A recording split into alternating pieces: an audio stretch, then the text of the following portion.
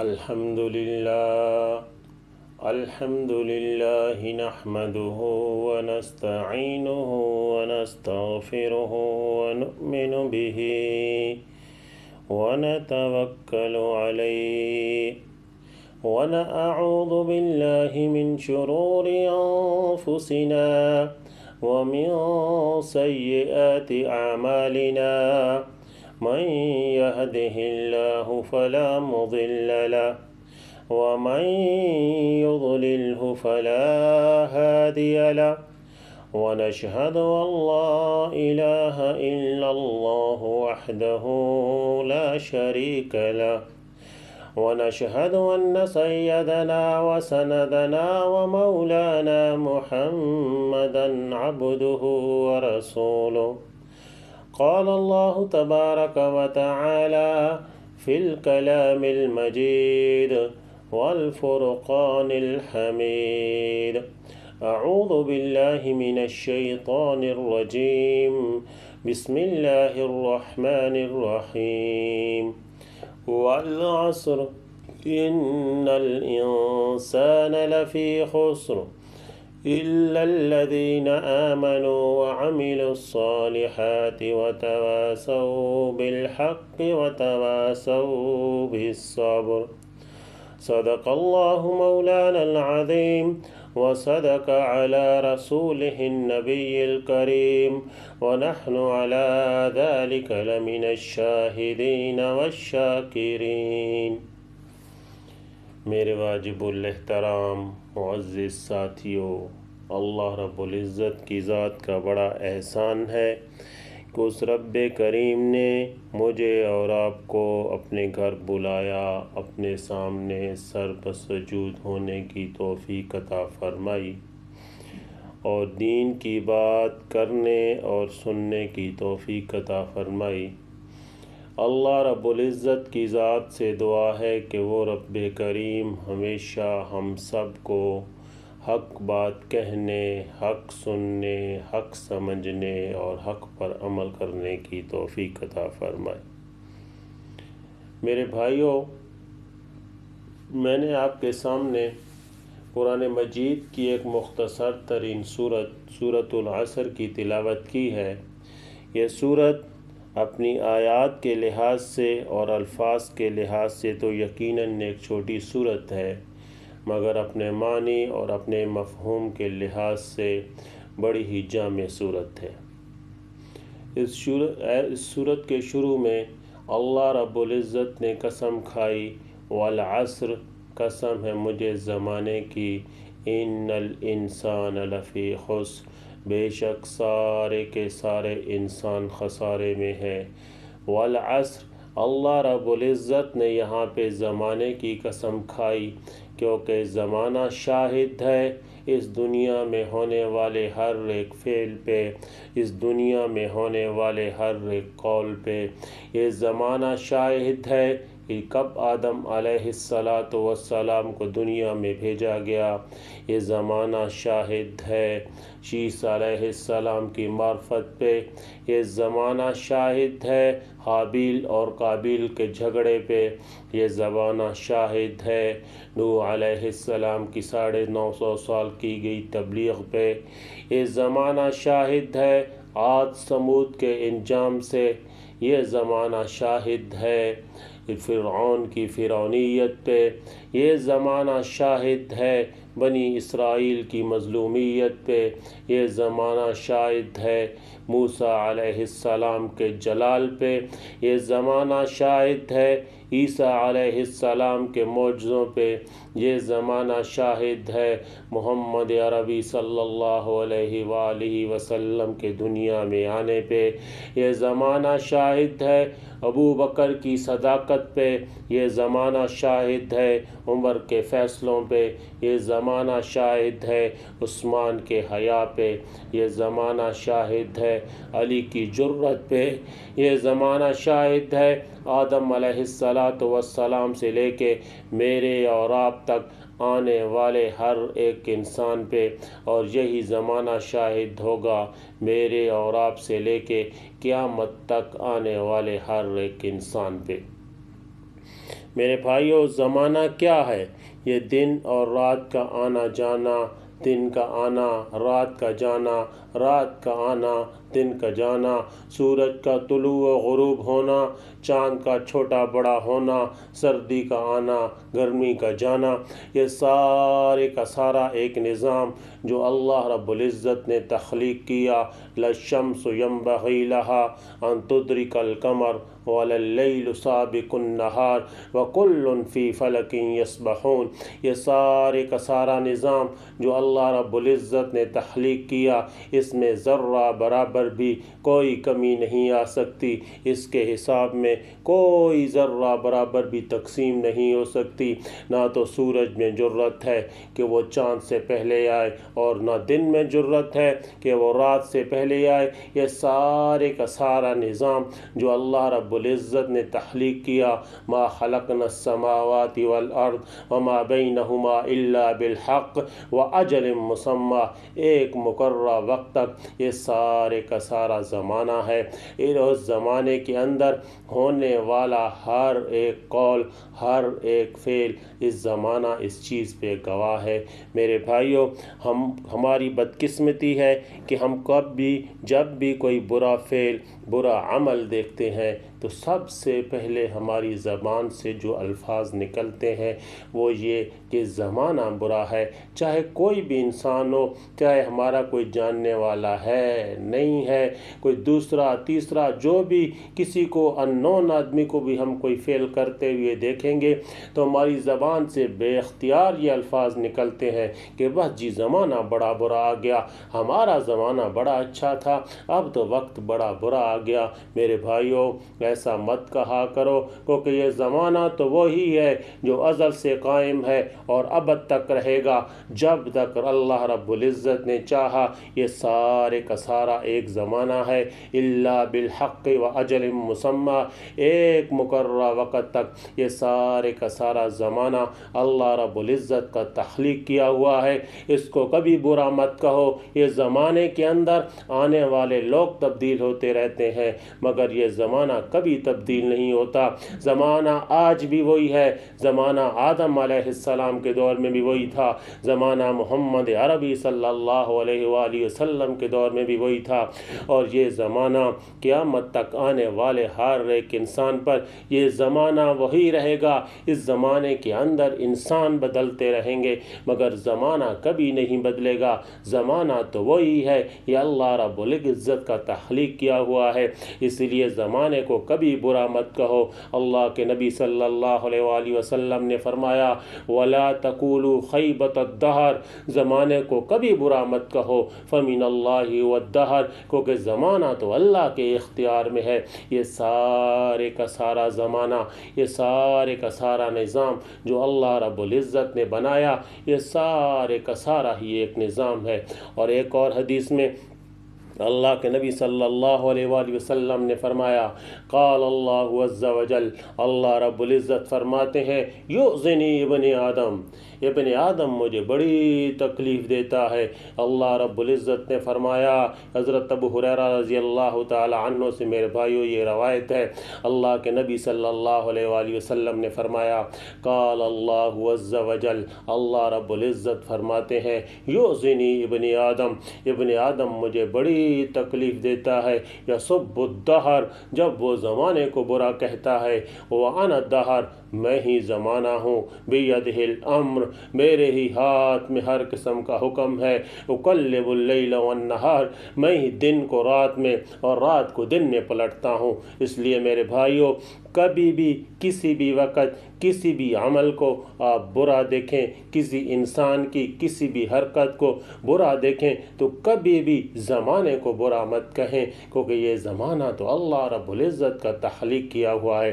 اور اسی زمانے کے اندر اللہ رب العزت نے مجھے اور آپ کو ایک مختصر سا وقت دیا، ہر آنے والے انسان کو اللہ رب العزت نے ایک مختصر سا وقت دیا۔ جب وہ دنیا میں آیا تو اس کو ٹائم کی گنتی شروع ہو گئی۔ یہ جو ہم کہتے ہیں نا کہ جب کوئی دنیا سے چلا جاتا ہے تو ہمارے منہ پہ کیا الفاظ ہوتے ہیں کہ بس جی اس کا وقت پورا ہو گیا، اس کا وقت پورا ہو گیا۔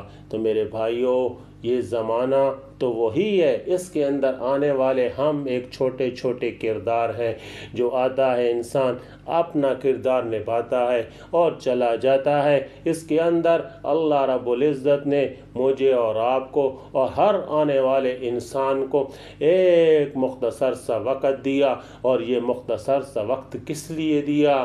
لِيَبْلُوَكُمْ أَيُّكُمْ أَحْسَنُ عَمَلًا، تم کو آزمانے کے لیے کہ تم میں سے کون اچھے عمل کرتا ہے۔ میرے بھائیوں، جو اپنے اس مختصر سے وقت کو قیمتی بنائے گا، جو اپنے اس مختصر سے وقت کو قیمتی بنائے گا، اس کی آخرت کی نہ ختم ہونے والی زندگی، ہمیشہ ہمیشہ کی زندگی، جس زندگی کا کوئی اختتام نہیں، وہ زندگی قیمتی بن جائے گی۔ اور جس نے اپنی اس مختصر سے وقت کو برباد کر دیا، اس کی آخرت کی نہ ختم ہونے والی زندگی، وہ زندگی جس کا کوئی انجام نہیں، وہ برباد ہو جائے گی۔ میرے بھائیوں، اس وقت کی بڑی ہی اہمیت ہے، اس ایک ایک پل کی بڑی ہی اہمیت ہے، ایک ایک لمحے کی بڑی ہی اہمیت ہے۔ ہم دنیا میں آئے ہیں تو ایک مقصد کے لیے آئے ہیں، اس زندگی کا ایک مقصد ہے، اور اس زندگی کا ہی ہم نے اللہ رب العزت کو جواب دینا ہے۔ اس دنیا میں گزارے ہوئے ہر ایک پل کا جواب دینا ہے۔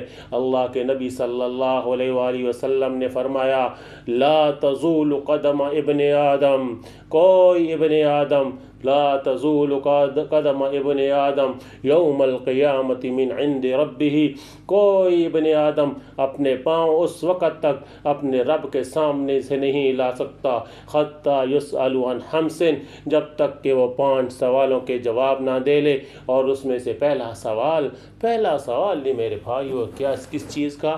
اس کی زندگی کا۔ پہلا سوال ہی اس کی زندگی کا، وعن عمرہ فیما افناہ، بتاؤ اپنی زندگی کو کہاں فنا کیا، اپنی زندگی کو کہاں گزارا؟ وعن عمرہ فیما افناہ، اپنی زندگی کو کہاں فنا کیا؟ پہلا سوال ہی کس چیز کا؟ وقت کا۔ بتا، میں نے تم کو ہزارہا کروڑہا نعمتوں سے نوازا، تیرے لیے چاند کو مسخر کیا، سورج کو مسخر کیا، وسخر لکم الشمس والقمر دائبین وسخر لکم اللیل والنہار، تیرے لیے میں نے سورج کو مسخر کیا، چاند کو تیری خدمت میں لگایا، تیرے لیے دن اور رات کو مسخر کیا، وآتاکم من کل ما سألتموہا، اور ہر وہ چیز میں نے تم کو عطا کی جس کا تو نے مجھ سے سوال کیا۔ بتا، وَإِن تَعُدُّوا نِعْمَةَ اللَّهِ لَا تُحْصُوهَا، میں نے تجھ کو اتنی نعمتوں سے نوازا کہ اگر تو ان کو شمار کرنا شروع کر دیتا تو شمار نہیں کر سکتا تھا۔ بتا، میری اتنی نعمتوں کو استعمال کیا، بتا اپنے اس وقت کو کہاں لگایا، اپنی اس زندگی کو کہاں گزارا؟ اتنا جو میں نے تجھے نعمتوں سے نوازا، تجھے صحت دی، تندرستی دی، بتا ایسی ایسی نعمتیں دی جن کو تو سوچ بھی نہیں سکتا، تصور بھی نہیں کر سکتا۔ بتا، ان نعمتوں کا استعمال کر کے تو نے اپنی زندگی کو کہاں گزارا، اپنے وقت کو کہاں گزارا؟ تو میرے بھائیوں، پہلا سوال ہی کس چیز کا؟ وقت کا۔ پہلا سوال ہی کس چیز کا؟ وقت کا۔ اور پھر اگلا سوال اللہ رب العزت نے فرمایا، وعن شبابہ فیما ابلاہ، بتا اپنی جوانی کو کہاں گزارا؟